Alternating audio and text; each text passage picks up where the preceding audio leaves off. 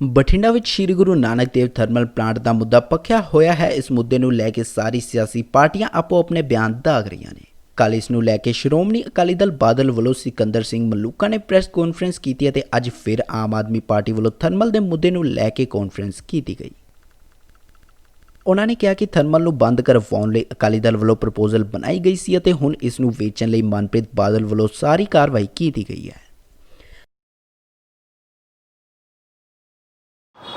ਅੱਜ ਅਸੀਂ ਆਮ ਆਦਮੀ ਪਾਰਟੀ ਵੱਲੋਂ ਜੋ ਇੱਥੇ ਪ੍ਰੈਸ ਕਾਨਫਰੰਸ ਰੱਖੀ ਹੈ, ਤੁਹਾਨੂੰ ਤਕਲੀਫ ਦਿੱਤੀ ਹੈ, ਉਹ ਮੈਂ ਤੁਹਾਨੂੰ ਦੱਸ ਦੇਣਾ ਚਾਹੁੰਦਾ ਕਿ ਕੱਲ ਇੱਕ ਅਕਾਲੀ ਦਲ ਨੇ ਪ੍ਰੈਸ ਕਾਨਫਰੰਸ ਕੀਤੀ ਸੀ।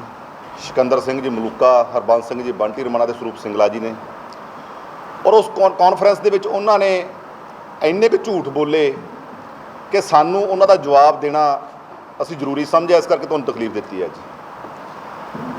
ਤਾਂ ਮਲੂਕਾ ਸਾਹਿਬ ਨੇ ਕੱਲ੍ਹ ਬੜੇ ਲੰਬੇ ਚੌੜੇ ਭਾਸ਼ਣ ਦਿੱਤੇ ਪ੍ਰੈਸ ਕਾਨਫਰੰਸ ਦੇ ਵਿੱਚ ਕਿ ਇਹ ਬਾਇਓਮਾਸ ਪਲਾਂਟ ਬਣਾ ਸਕਦੇ ਸੀਗੇ ਜੀ, ਇੱਥੇ ਸੋਲਰ ਸਿਸਟਮ ਲੱਗ ਸਕਦਾ ਸੀਗਾ ਜੀ, ਸ਼੍ਰੀ ਗੁਰੂ ਨਾਨਕ ਥਰਮਲ ਪਲਾਂਟ ਜਿਹੜਾ ਇਹ ਢਾਉਣ ਜਾ ਰਹੇ ਹੈ।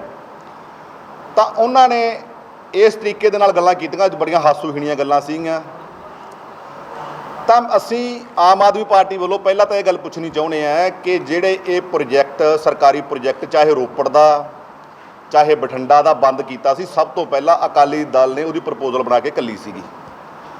ਪ੍ਰਪੋਜ਼ਲ ਬਣਾਉਣ ਤੋਂ ਬਾਅਦ ਹੀ ਉਹਨਾਂ ਨੇ ਪ੍ਰਾਈਵੇਟ ਪ੍ਰੋਜੈਕਟ ਜੋ 3 ਪੰਜਾਬ ਦੇ ਵਿੱਚ ਲੈ ਕੇ ਆਂਦੇ ਸੀਗੇ, ਔਰ ਉਹਨਾਂ ਪ੍ਰਾਈਵੇਟ ਪ੍ਰੋਜੈਕਟਸ ਦੇ ਨਾਲ ਅਜਿਹੇ ਐਗਰੀਮੈਂਟ ਕੀਤੇ ਸੀ ਕਿ ਉਹਨਾਂ ਨੇ ਲੋਕਾਂ ਨੂੰ ਅੱਜ ਤੱਕ ਉਹ ਐਗਰੀਮੈਂਟ ਨਹੀਂ ਪੜ੍ਹ ਕੇ ਸੁਣਾਏ। ਮੈਂ ਤਾਂ ਚਾਹੁੰਦਾ ਸੀ ਕੱਲ੍ਹ ਮਲੂਕਾ ਸਾਹਿਬ ਸੀਗੇ, ਬੰਟੀ ਰਮਾਣਾ ਹੀ ਸੀਗੇ, ਕੱਲ੍ਹ ਲੋਕਾਂ ਨੂੰ ਐਗਰੀਮੈਂਟ ਪੜ੍ਹ ਕੇ ਸੁਣਾਉਂਦੇ। ਮਲੂਕਾ ਸਾਹਿਬ ਨੇ ਕਿਹਾ ਸੀ ਕਿ ਪ੍ਰਾਈਵੇਟ ਪ੍ਰੋਜੈਕਟਾਂ ਦੀ ਜ਼ਰੂਰਤ ਸੀਗੀ ਕਿਉਂਕਿ ਗਰਮੀ ਦੇ ਦੌਰਾਨ ਬਿਜਲੀ ਦੀ ਡਿਮਾਂਡ ਇੰਨੀ ਵੱਧ ਜਾਂਦੀ ਹੈ ਕਿ ਸਾਰੇ ਸਰਕਾਰੀ ਥਰਮਲ ਪਲਾਂਟ ਔਰ ਪ੍ਰਾਈਵੇਟ ਥਰਮਲ ਪਲਾਂਟ ਚਲਾ ਕੇ ਵੀ ਜੋ ਬਿਜਲੀ ਦੀ ਪੂਰਤੀ ਨਹੀਂ ਕੀਤੀ ਜਾ ਸਕਦੀ।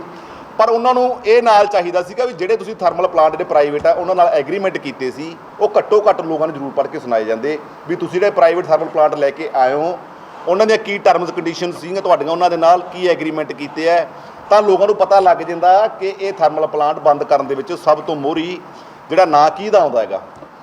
ਉਹ ਐਗਰੀਮੈਂਟ ਮਲੂਕਾ ਸਾਹਿਬ ਨੂੰ ਅੱਜ ਵੀ ਕਹਿਣਾ ਹੈ ਕਿ ਤੁਸੀਂ ਉਹ ਐਗਰੀਮੈਂਟ ਲੋਕਾਂ ਨੂੰ ਪੜ੍ਹ ਕੇ ਸੁਣਾਓ, ਉਹਦੀਆਂ ਕੰਟੈਂਟਸ ਪੜ੍ਹ ਕੇ ਸੁਣਾਓ ਉਹਨਾਂ ਐਗਰੀਮੈਂਟਸ ਦੇ, ਤਾਂ ਕਿ ਲੋਕਾਂ ਨੂੰ ਪਤਾ ਲੱਗ ਸਕੇ ਕਿ ਤੁਹਾਡੀਆਂ ਉਹ ਭਾਈਵਾਲ ਜਿਹੜੀਆਂ ਪਾਰਟੀਆਂ, ਤੁਹਾਡੇ ਜਿਹੜੇ ਨੀਅਰ ਡੀਅਰ ਹੈ, ਤੁਹਾਡੇ ਰਿਸ਼ਤੇਦਾਰਾਂ ਦੇ ਥਰਮਲ ਪਲਾਂਟ ਲੱਗੇ ਹੋਏ ਆ, ਤੁਹਾਡੇ ਹਿੱਸੇਦਾਰੀਆਂ ਉਹਦੇ ਵਿੱਚ।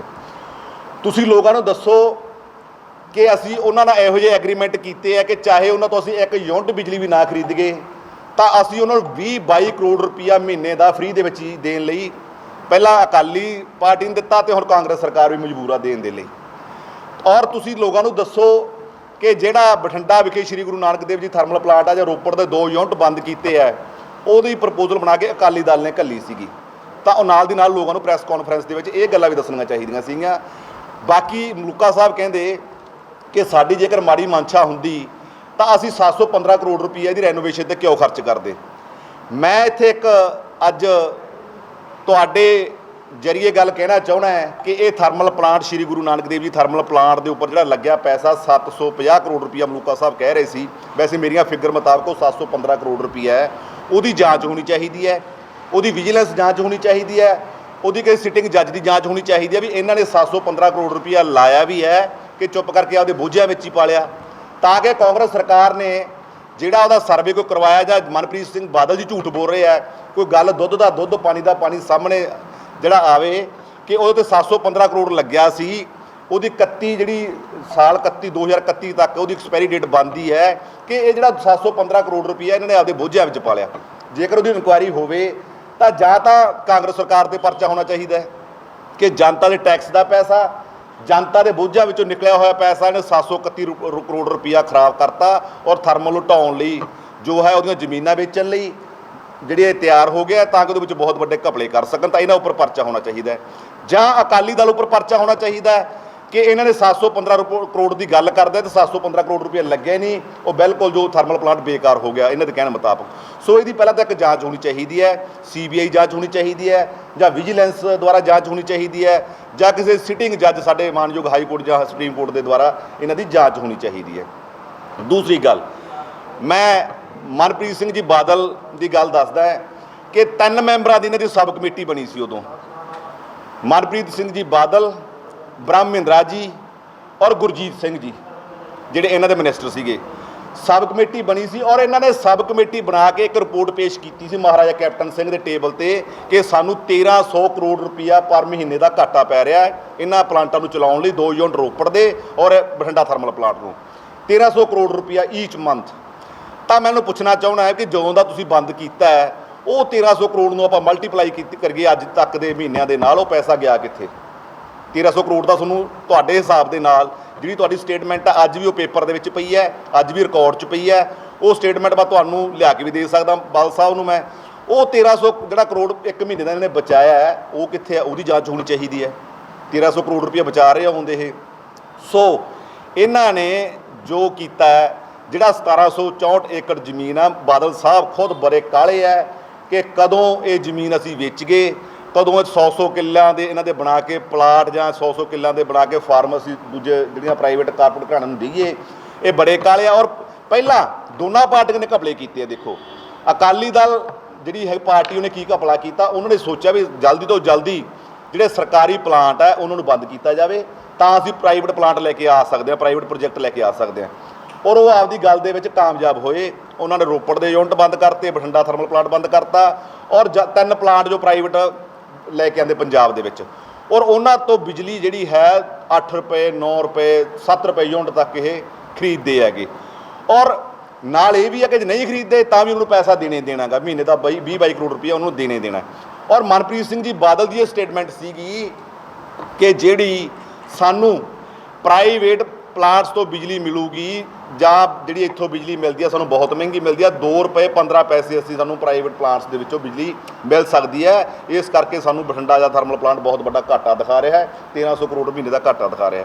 ਸੋ ਅਕਾਲੀ ਦਲ ਦੀ ਇਨਕੁਆਇਰੀ ਹੋਣੀ ਚਾਹੀਦੀ ਹੈ ਕਿ ਉਹਨਾਂ ਨੇ ਪ੍ਰਾਈਵੇਟ ਪਲਾਂਟਸ ਕਿਉਂ ਲੈ ਕੇ ਆਂਦੇ, ਸਰਕਾਰੀ ਪਲਾਂਟਸ ਬੰਦ ਕਿਉਂ ਕੀਤੇ, ਜਾਂ 715 ਕਰੋੜ ਰੁਪਈਆ ਜਿਹੜੇ ਰੈਨੋਵੇਸ਼ਨ 'ਤੇ ਲਾਇਆ ਉਹ ਕਿੱਥੇ ਗਿਆ, ਰੈਨੋਵੇਸ਼ਨ ਹੋਈ ਕਿ ਨਹੀਂ ਹੋਈ, ਕਿ ਬੋਝਾਂ 'ਚ ਪਾ ਲਏ, ਜਾਂ ਮਨਪ੍ਰੀਤ ਸਿੰਘ ਬਾਦਲ ਸਾਹਿਬ ਇਹਨਾਂ 'ਤੇ ਪਰਚਾ ਹੋਣਾ ਚਾਹੀਦਾ ਕਿ 715 ਕਰੋੜ ਰੁਪਈਆ ਲੱਗਣ ਦੇ ਬਾਵਜੂਦ ਵੀ ਇਹਨਾਂ ਨੇ ਪਲਾਂਟ ਬੰਦ ਕਰਤਾ, ਉਹਨੂੰ ਡਿਸਮੈਂਟਲ ਕਰਨਗੇ, ਜਿਹੜਾ ਕੈਬਨਿਟ ਵਿੱਚ ਮਤੇ ਪਾਸ ਕਰਵਾ ਲਏ। ਸੋ ਇਹਦੀ ਬਹੁਤ ਵੱਡੀ ਇੱਕ ਜਾਂਚ ਹੋਣੀ ਬਣਦੀ ਹੈਗੀ।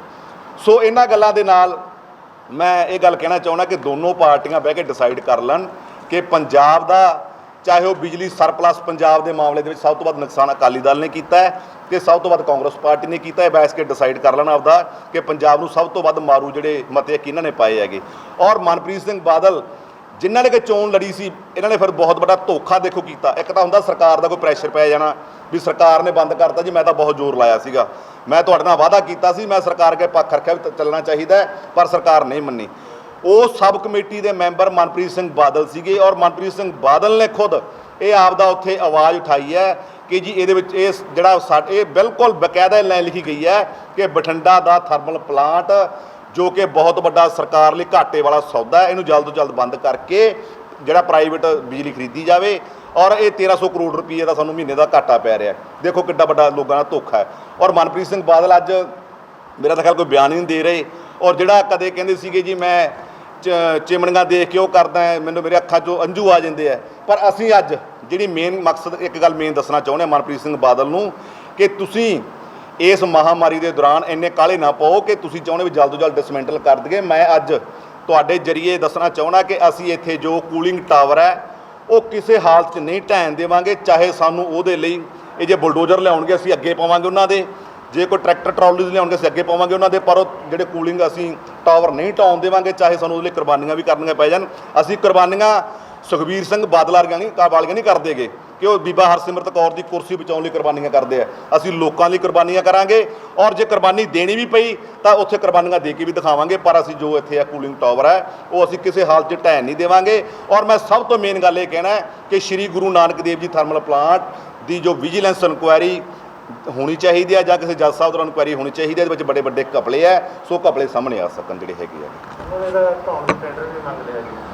ਟੈਂਡਰ ਮੰਗ ਲਿਆ ਜੀ। ਮੈਂ ਉਹੀ ਗੱਲ ਦੁਬਾਰਾ ਫੇਰ ਕਹਿਣਾ ਚਾਹੁੰਦਾ ਕਿ ਅਸੀਂ ਜਿਹੜੇ ਹੈ ਕੂਲਿੰਗ ਟਾਵਰ ਕਿਸੇ ਹਾਲਤ ਦੇ ਵਿੱਚ ਨਹੀਂ ਢਹਿਣ ਦੇਵਾਂਗੇ। ਅਸੀਂ ਉੱਥੇ ਮੂਹਰੇ ਪਾਵਾਂਗੇ ਉਸ ਦਿਨ 'ਤੇ, ਚਾਹੇ ਸਾਡੇ 'ਤੇ ਪਰਚੇ ਕਰਨ, ਚਾਹੇ ਸਾਡੇ ਮਸ਼ੀਨਰੀ ਉੱਤੋਂ ਹੀ ਟਪਾਉਣ, ਅਸੀਂ ਕੂਲਿੰਗ ਟਾਵਰ ਕਿਸੇ ਹਾਲਤ 'ਚ ਨਹੀਂ ਢਹਿਣ ਦੇਣੇ।